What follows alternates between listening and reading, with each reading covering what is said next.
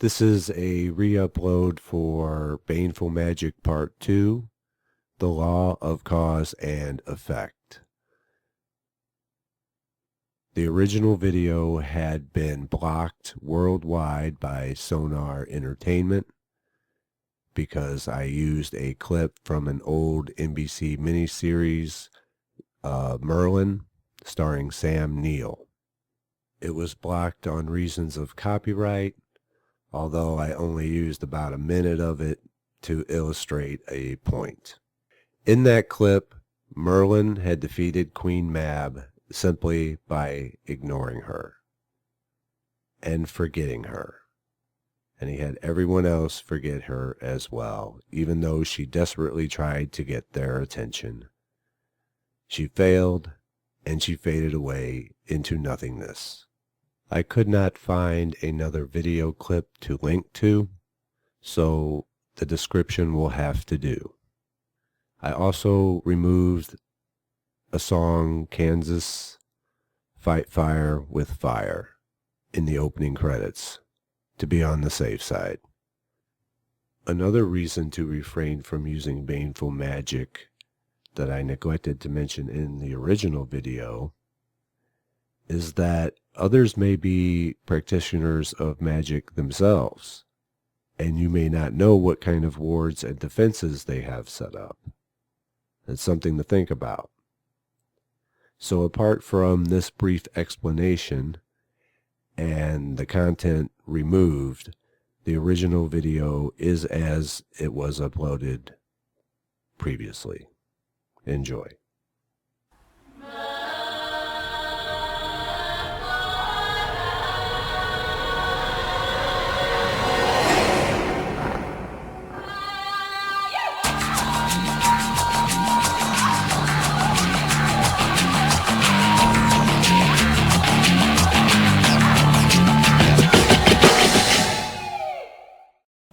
Fighting fire with fire only causes a bigger fire.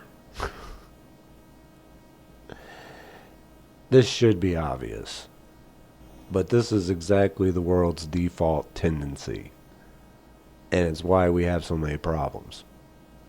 And what we focus on expands, and what you resist persists. So when you're focused on your problems, you get more of the same. You get more problems, because that's the energy you're putting into it. That clip from Merlin, the whole mini-series, he was up against Queen Mab, fighting fire with fire. And it made his problems worse. As he said, he lost everything and everyone he loved. But he finally stopped resisting, and she stopped persisting. He just didn't give her the attention anymore, and she was done. I had a pet prairie dog named Monkey, and I brought him to a vet one time that I wasn't familiar with. And I was so worried that the vet was going to make a mistake. And sure enough, that's exactly what happened, and it cost him his life. And I was so angry at the vet for making the mistake, but it was my own negative worrying that I put the energy into that got that result.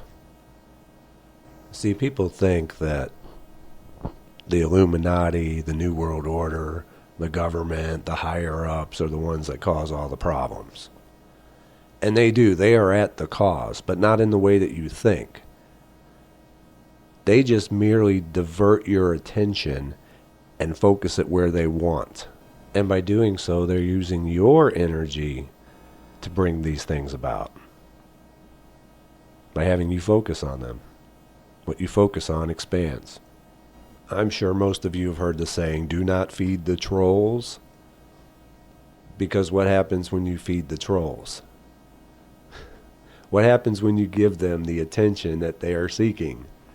Well, they continue. They keep going. What you resist persists. What happens if you stop giving them attention? They go away. But when you fight fire with fire, it makes a bigger fire, and it just keeps going on and on and on, and then you realize how much energy you've wasted in putting into that.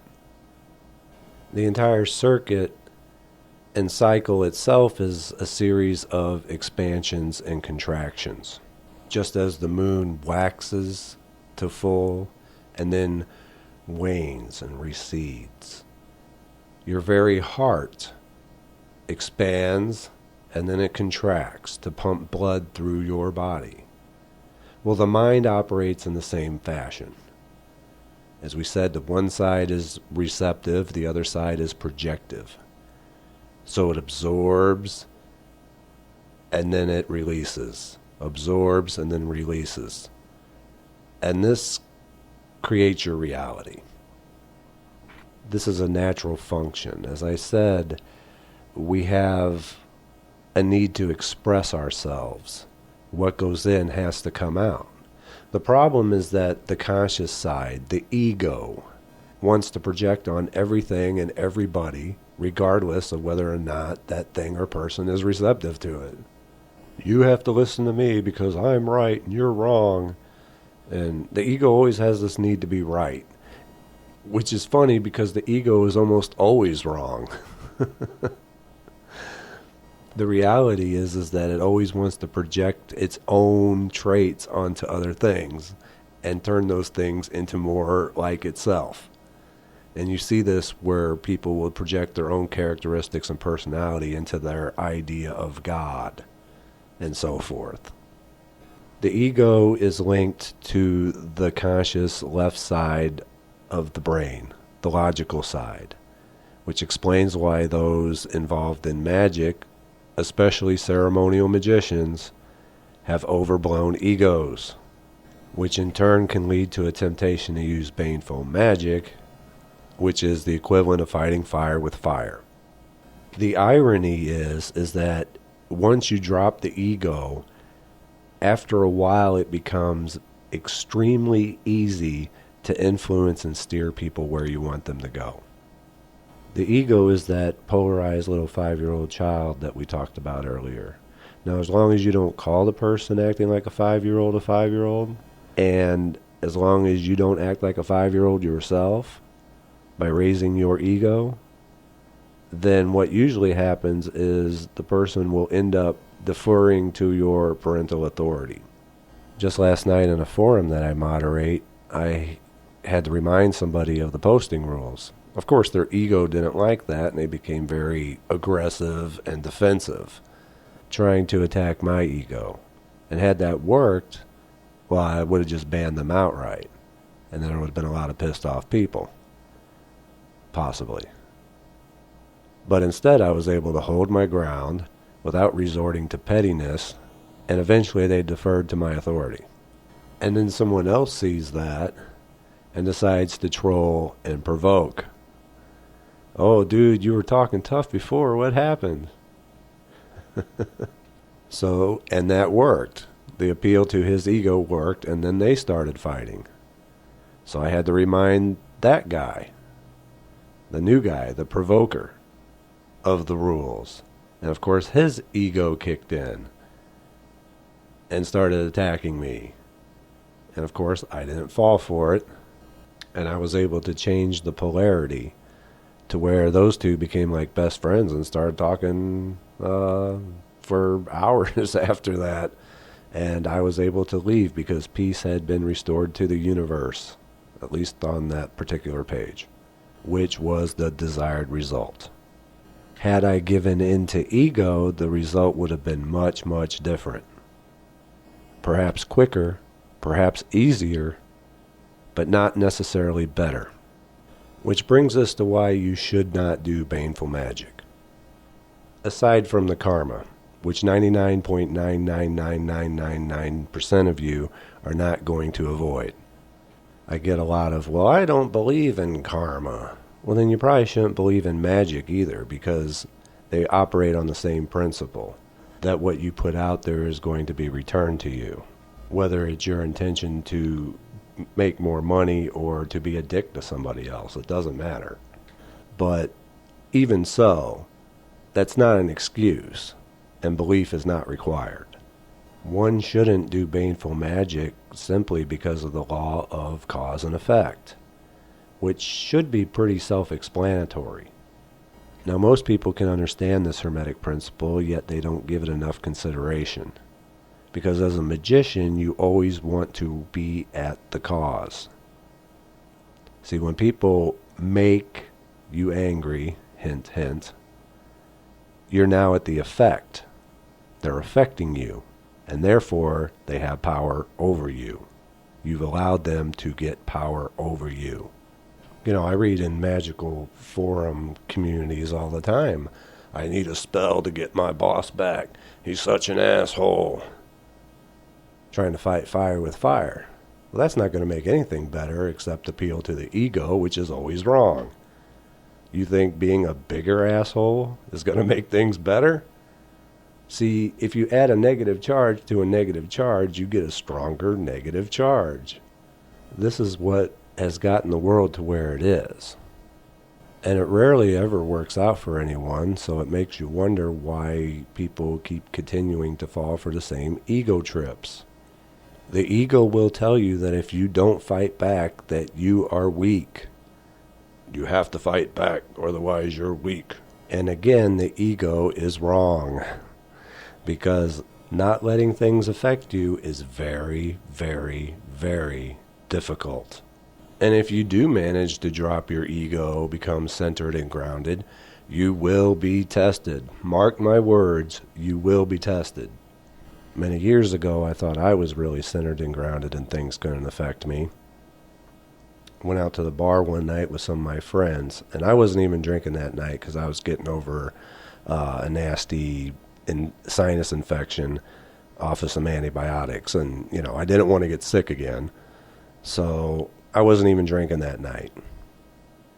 Had a guy come up to me, just drunk guy in the bar, come up, just start insulting me.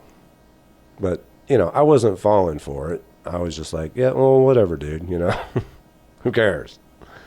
And he kept going, and he kept going, and he kept going.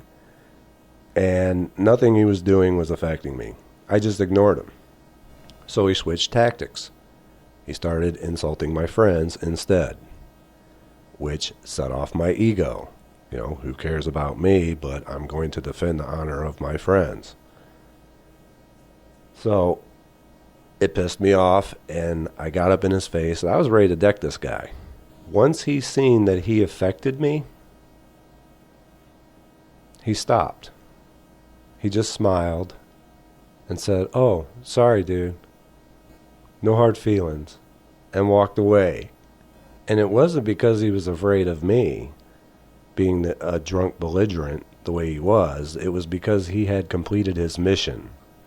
Here I thought the guy was looking for a fight. But no, that wasn't his purpose. His purpose was to test me and get my goat, which he did. And I failed. And I knew I failed. Remember I said the light and the darkness are in all things, and it can draw upon anything to come and test you. The people being used for those tests may not even know what they're doing. It's just put into their mind as an urge to do something. So you will be tested. Make no mistake. And you will fail. And you will fail miserably, probably. But it's through those failures that you end up achieving the success. Because now I have that experience to draw from when I need it. Oh, I've seen this before. Yes, okay, I'm not falling for that again. See, everybody carries an emotional charge. Remember that word, because that's going to be important later when we get to law and its association with energy.